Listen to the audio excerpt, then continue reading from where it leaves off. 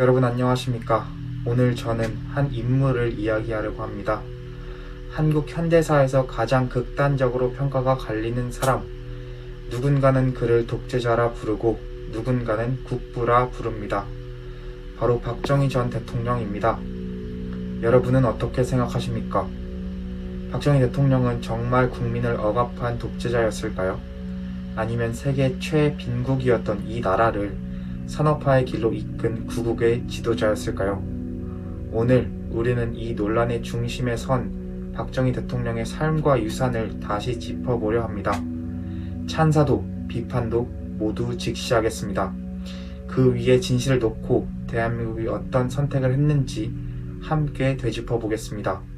대한민국의 1960년대를 먼저 떠올려 봅시다. 전쟁의 폐허가 아직 복구되지 못한 채 거리는 진흙탕이고 국민들은 먹을 것이 없어 보릿고개를 넘겼습니다. 1960년대 초 대한민국의 1인당 GDP는 겨우 79달러, 세계 최빈국 수준이었습니다. 실업자는 넘쳐났고 정부는 무능했고 정치권은 싸움질만 했습니다. 이승만 정권이 무너지면서 잠시 민주주의가 들어온 듯 했지만 장면 내각은 위기를 돌파할 능력도 의지도 없었습니다. 국민들은 자유를 얻었지만 밥은 먹지 못했습니다. 무너져가던 나라, 굶주리는 사람들, 혼란스러운 정부. 그런 가운데 군복을 입은 한 인물이 나섰습니다. 바로 박정희 전 대통령입니다. 1961년 5월 16일 박정희 전 대통령은 군사 정변을 일으켰습니다. 그는 말했습니다. 국가를 바로 세우겠다. 공산주의의 위협을 제거하고 국민이 잘 사는 나라를 만들겠다. 당시엔 혁명 공약이라고 했습니다.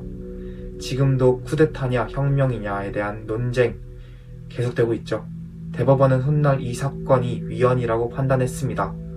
그럼에도 국민 다수는 박정희의 등장을 묵인하거나 지지했습니다. 왜일까요?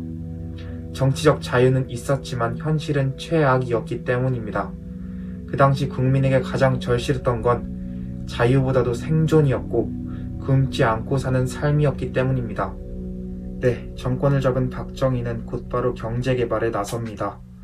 1962년 경제개발 5개년 계획이라는 이름으로 본격적인 국가 산업화가 시작됩니다. 돈이 없었습니다. 기술도 없었고 자원도 없었습니다. 그런데도 박정희 전 대통령은 불가능에 도전했습니다. 그 결과로 우리는 한강의 기적을 이루었습니다. 포항제철이 만들어지고 경부 고속도로가 뚫렸습니다. 시골 마을의 새마을 운동이 시작되고 농민들이 스스로 땀 흘려 일하는 정신이 전국에 퍼졌습니다. 국민은 자존감을 얻었습니다. 공장은 돌아가기 시작했고 아이들은 도시로 나와 일했습니다. 눈물겨운 시대였지만 그 눈물이 헛되지 않았습니다. 우리의 GDP는 15배 넘게 올랐고 1980년 무렵에는 무려 1,500달러에 도달합니다. 박정희 전 대통령은 이 모든 산업화를 국가 주도형으로 밀어붙였습니다. 지금 우리가 자랑스러워하는 대기업들, 삼성, 현대, 포스코, 바로 이 시기에 자라난 대기업들입니다. 물론 특혜와 정경유착의 문제도 있었지만 결과만 보자면 이 시스템은 대성공이었습니다. 한편 박정희 대통령, 경제만 살린 건 아닙니다. 국방도 강화했습니다. 1968년 김신조 사건, 북한 특수부대가 청와대를 습격했던 사건을 기억하십니까? 그 사건 이후에 박정희 전 대통령은 자주국방을 외쳤고 군 현대화에 매달렸습니다. 미국에 의존하던 안보를 한국 스스로 지켜야 한다는 철학이었습니다. 방위 산업체들이 만들어졌고 지금 우리가 사용하는 한국형 무기 시스템도 이때 뿌리를 둡니다. 한편 모든 것이 장밋빛은 아니었죠. 박정희 전 대통령은 점점 권위주의적으로 변해갔습니다. 누군가는 그렇게 말하죠. 1972년 유신헌법을 통과시키며 사실상 종신집권 체제를 만들었고 긴급 조치를 통해 반대 세력을 억눌렀습니다. 언론을 통제하고 시위를 탄압했습니다. 인혁당 사건처럼 재판과 사법의 공정성이 무너진 사례도 있었습니다. 이건 분명히 짚고 넘어가야 할 부분입니다. 박정희 전 대통령은 국가를 위한다는 명분 아래 자유를 억눌렀습니다. 그것이 정당했냐? 지금의 잣대로 보면 분명 문제가 많았습니다. 하지만 우리가 고려해야 할 점이 있죠. 그 시대는 냉전의 한복판이었습니다. 남북은 전쟁 중이었고 내부의 혼란은 곧 공산화로 이어질 수 있는 위험한 시대였다는 것도 우리는 기억해야 합니다. 박정희 전 대통령은 강한 지도자였습니다. 그리고 동시에 거친 지도자였죠. 박정희 전 대통령의 시대는 민주주의의 후퇴였지만 동시에 경제와 안보를 세운 시간이었습니다.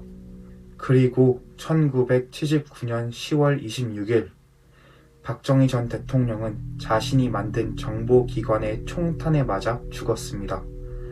김재규라는 중앙정보부장이 그의 가슴에 총을 쐈고 박정희 전 대통령은 그 자리에서 직사하셨습니다. 서울은 조용했습니다. 혼란보다 불안이 퍼졌습니다. 사람들은 묻기 시작했습니다. 이제 누가 이 나라를 끌고 갈 것인가? 박정희의 죽음 이후 한국은 또 다른 시련을 겪었습니다. 다시는 반복되어선 안 될 아픈 역사. 하지만 그 모든 역사를 거쳐 오늘의 대한민국은 존재합니다. 여러분, 지금 이 차트를 보십시오. 지금 대한민국은 세계 10위권의 경제 대국입니다. 우리가 누리는 이 자유, 이 풍요, 이 기술, 이 시스템 모두 어디서 시작되었을까요? 많은 외국 개발도상국들이 지금도 묻습니다. 어떻게 최빈국이었던 한국이 성공했는가? 그리고 그들은 박정희 모델을 연구합니다.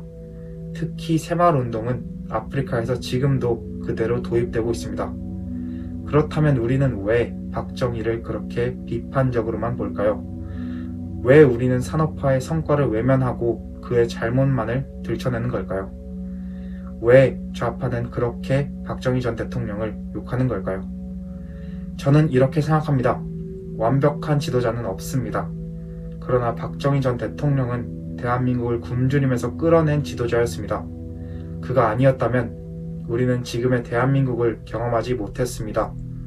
북한보다 가난했던 나라가 지금은 북한의 수십 배 경제력을 가진 나라가 됐습니다. 여러분, 그가 독재자인지 영웅인지는 앞으로도 논쟁이 계속되겠습니다. 하지만 한 가지는 분명합니다. 박정희 전 대통령은 이 나라의 기초를 세운 사람입니다. 그 위에 우리가 민주주의를 쌓고 자유를 누리며 살고 있는 거죠. 그의 이름은 박정희입니다. 우리가 욕할 수 있는 자유조차 그는 만들어줬죠. 박정희 대통령의 유산은 단순한 역사 논쟁이 아닙니다. 그는 지금 우리가 서 있는 이 땅의 기반을 만든 인물이죠. 앞으로도 우리가 대한민국을 어떻게 이끌고 나갈지 고민하려면 그를 직시하는 것부터 시작해야 합니다. 좋아요와 구독 부탁드립니다. 저는 다음 시간에 또 다른 진실로 돌아오겠습니다. 감사합니다.